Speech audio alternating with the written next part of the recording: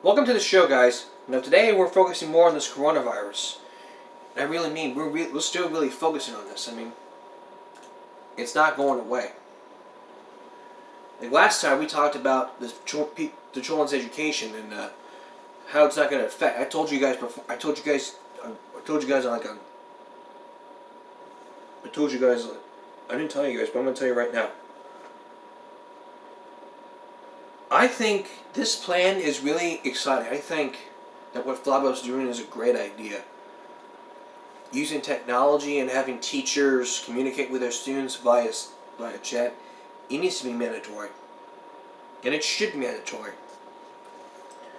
Otherwise, people don't want to follow this order. Don't want to get their education. They can just go sit in summer school and they'd be sitting there like, why did I not go to why did I not do my work while I was quarantined? The reason is you decided to hang out with your friends, play video games. Doesn't matter. What matters is you get the best education you can get. Period. No ifs, ands, or buts about it. None. Something that most schools are doing is really exciting, and this is the very latest is that Gregory Portland has decided to shut down school for I don't know how long. I mean, until next year.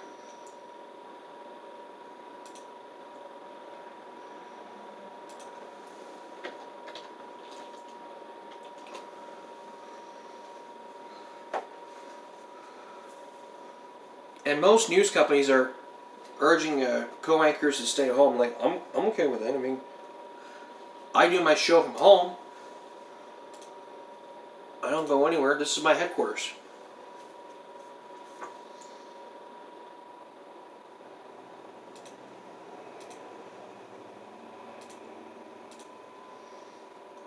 So let's look at this order. I mean, just today there's an order to stay home. It was signed by Judge Barbara Canales.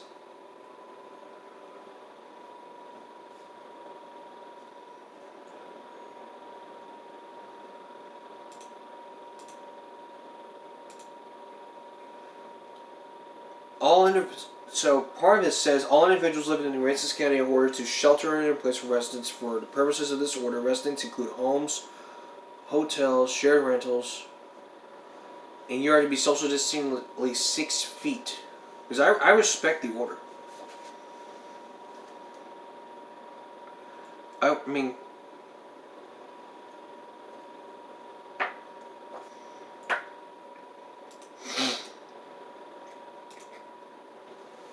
this is a very serious order. You violate, then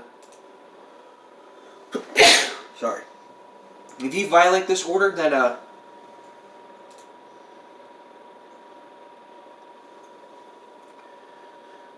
you could. It's a fine of $500 per violation. Separate days of violation. Second offense,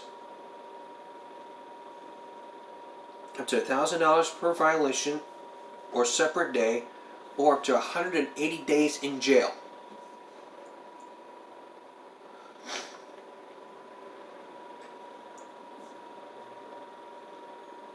Workplaces suspended employee travel, ensure do not require dark for employees who are sick.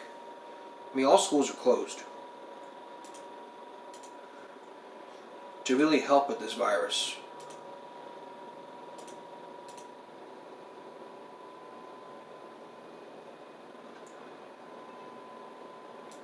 Or to just keep it from spreading.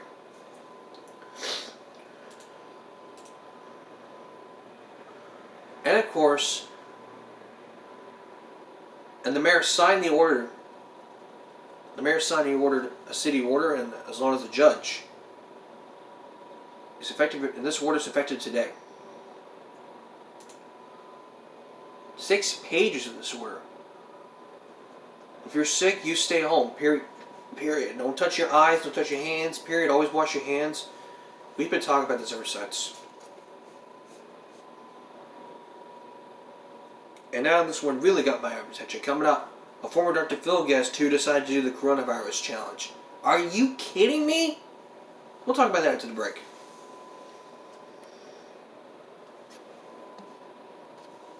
Now, who remembers a Dr. Phil guest named Ava? who wanted to be like insta famous. She was on Dr. Phil, I don't know what day, because she did the coronavirus challenge, where you have to lick a toilet seat. I looked at it and I was like, are you kidding me? You could really get sick. I mean, if you were to get your tongue and lick it on the toilet seat, you could really get sick.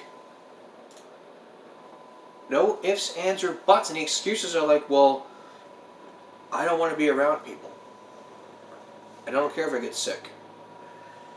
I haven't watched the episode, but I can tell you right now, don't ever do what Ava did.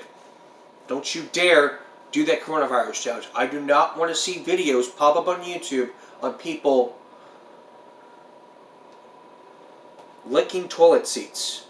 It's disgusting, and it can make you sick. Don't you dare end up on the news.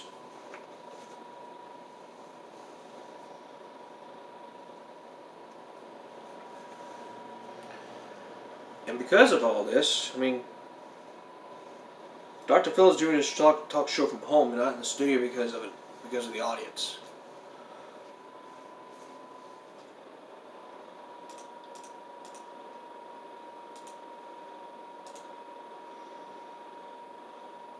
But going back to the goal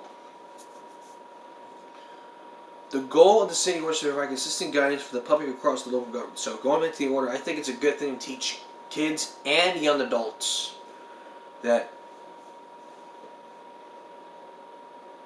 there's curfew in place. I mean, even teach kids as well.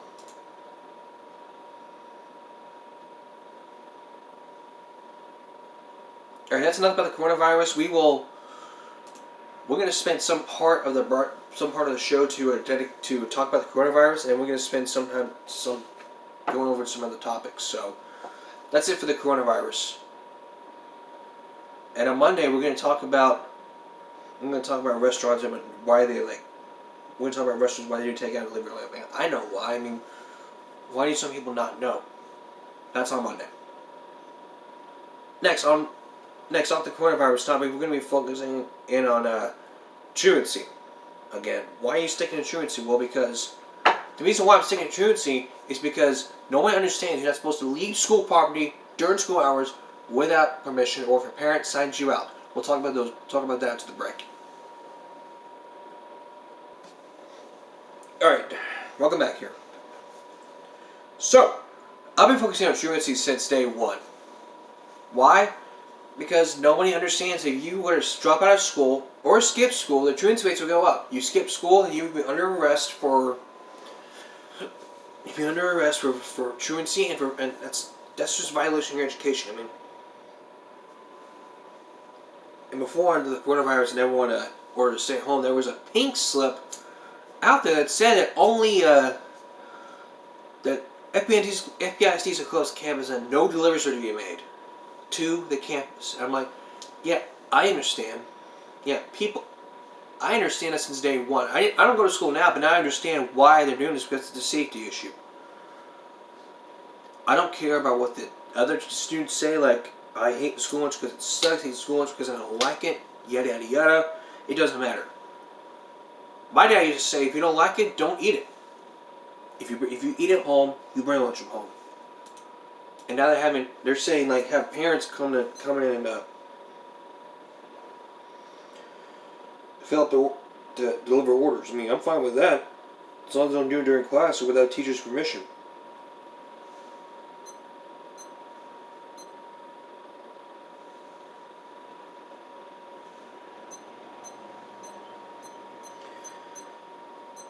And another thing here, I mean, this is a very serious issue here. I mean, we're talking about this. I mean, when I saw that sign, I knew that this was a very serious safety issue here.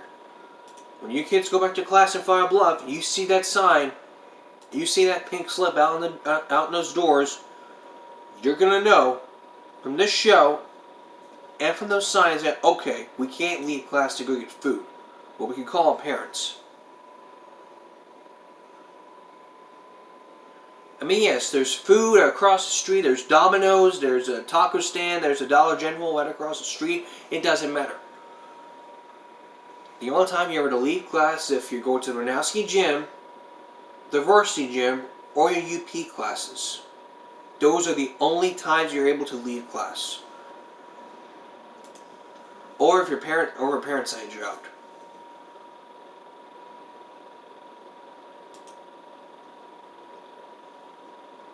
Like, the thing here is that we have the thing where students sign out to go, we can't have that. Parents are only allowed to sign students out, kids out.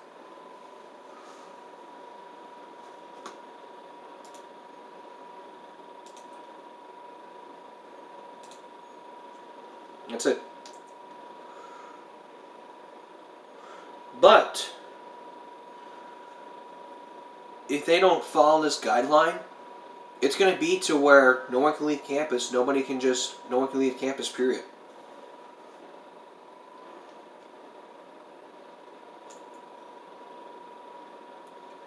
And deliveries. Now we have Favor, Waiter, DoorDash, whatever, and then people have it delivered to the school. People have it delivered to the school, and then the biggest issue here could be that, it's just a pizza pie, and then what else could there be? A gun? That is a very serious issue here. You can't have stuff delivered to the school. The school cannot take any chance because they know what you mean on delivery. Period. No ifs, ands, or buts. Or excuses.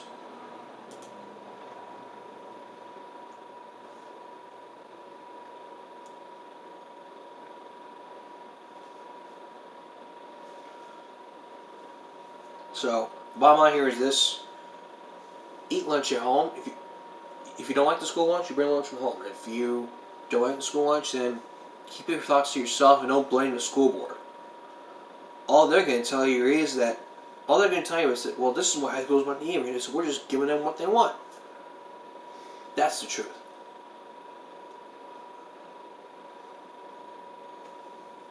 Okay. So we're going to focus on an article that happened 10 years ago where, 9.25 years ago, where a teacher was deciding to ban pencils and pens in the classroom.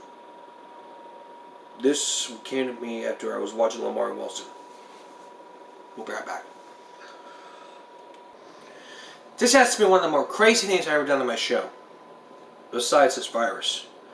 Wendy Sky is a teacher in Northbrook Elementary School in Massachusetts, and she came up with this genius idea back in 2010 to ban pencils and pens in a classroom. Work with me here in this one, because when I read this article, I thought, first by the title, maybe she wants to implement technology, so she wants them to type instead of using pencils and pens. I want you to listen to this crazy teacher's memo, which said, students will no longer be allowed to bring writing implements to school. Instead, pencils will be provided to students in class, and any students caught with pencils or pens after November 15th would face disciplinary action for having materials to build weapons. When I heard that memo, I was like, really? You're going to build a weapon of mass destruction like your number 2 pencil, like Project Eraser. Sorry. Aren't there more dangerous things like staplers, paper cutters, pop quizzes? There are things that teachers ban, like hats, for instance, because that's a distraction. Here's some things you can ban. You can ban hats in the school. You can ban cell phones in school. You can ban. Those are only 2 out of several things: hats, cell phones, jewelry, because of the noise it makes.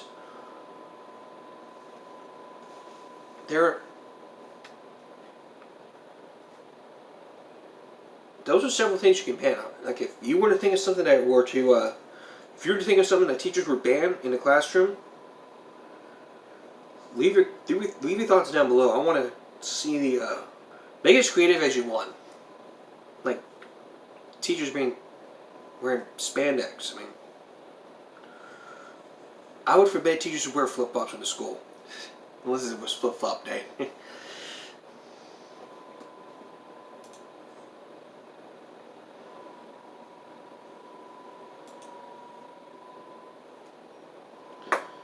All right. Next here. This next topic is very disgusting.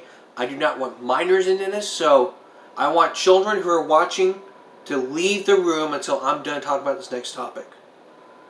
This next topic is not intended for children. Your discretion is advised. When we come back. Warning. The following Give Me a Break topic is for ages 18 and up. So I have to warn you, this topic we're about to talk about is not intended for children. Not intended for young viewers. Please ask your children to leave the room, and I'm serious. Leave your computer screens, and I'm serious. You really don't want your kids watching this. I don't want to put this in the hands of minors. We have to be aware of what children are doing and what they're... So we have to be aware about what's really going on out there and what our kids are doing. So again, I have to warn you, this next topic is clearly inappropriate for young viewers. So again, please ask your children to leave the room. And I'm serious. Do not let your kids watch this next topic because I do not want to put this in the hands of minors. Because we have to be aware about what's really going on out there and what our kids are doing. Okay, let's talk about this topic. I'll wait for your children to leave the room. I'm very serious here. Leave the room, kids. Go outside, play. Go back in your room and play your Fortnite or whatever. I'll wait. Okay, everyone's out of the room? All the moms and dads in here? Okay. This topic came to me while I was watching a Maury episode on this girl who her friends say videotapes her. I mean, that is child pornography. I mean, child pornography is a very serious issue. You could go to jail. And people say it's none of your business. Well, it is the news media's business. It is everyone's business. The bottom line here is this. Child pornography is a very serious charge, and you could be arrested and face jail time.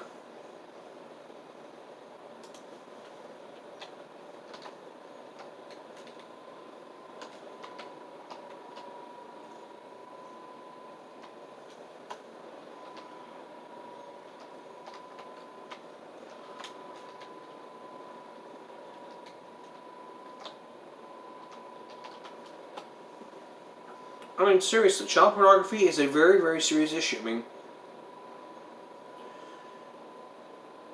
and 2 months ago, and this was the very latest. This was weeks ago. This was 3 weeks ago. 3 weeks ago, the Riverside School Council was arrested for possession or distribution of child pornography. This counselor, so let's see.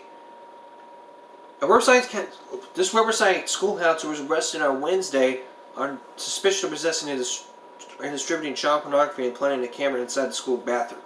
The suspect was 30-year-old Matthew Daniel Johnson. He was a school counselor at La Sierra Academy in Riverside. He is accused of downloading and distributing child pornography over the internet by detectives of the Fontana Police Department's Internet Crimes Against Children found. Johnson is also accused of placing a camera inside the school bathroom. The officer said, "We don't have digital evidence to corroborate that," and it is his own admission. And on Thursday night, the school held a meeting to update parents who are demanding answers about the matter so far. So far, parents who attended the meeting said they haven't learned any information about which children may have been victimized for how long.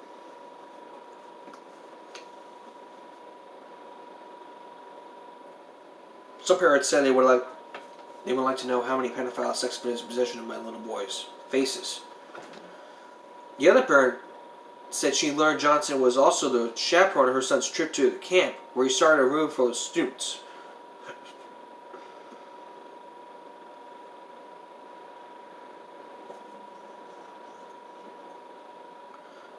On March 4th, the search warrant was served at Johnson's residence in Loma Linda, where detectives seized multiple electronic devices. During the investigation, detectives found evidence related to the downloading and distribution of child pornography. Many of the images and videos suspected were reported to the boys. Detectives searched a search warrant at Academy and discovered further evidence of child exploitation. The police department is actively conducting a follow-up investigations. He was arrested for possession of child pornography and possession of over 600 images and booked at the detention center. The parents said they were horrified to hear the news. Johnson worked at the school since 2016, and he's been fired. That is a very serious issue. If you're teaching distributing child pornography, your job could be on the line. And it's the same thing with my job. If I were distributing child pornography to the customers, children, then it can be a federal crime and a serious issue here in Texas.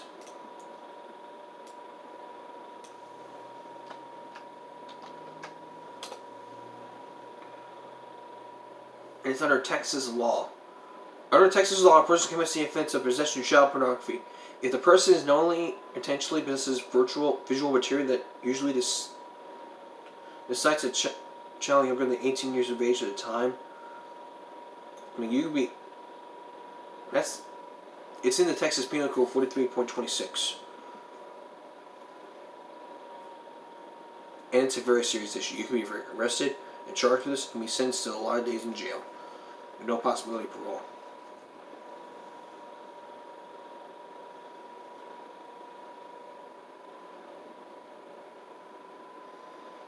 Alright. I'll be back in a moment. On Monday, we're going to be focusing in on how the court says is going to penalize the prisoners because of this virus. And we're still going to bring the very latest. Plus,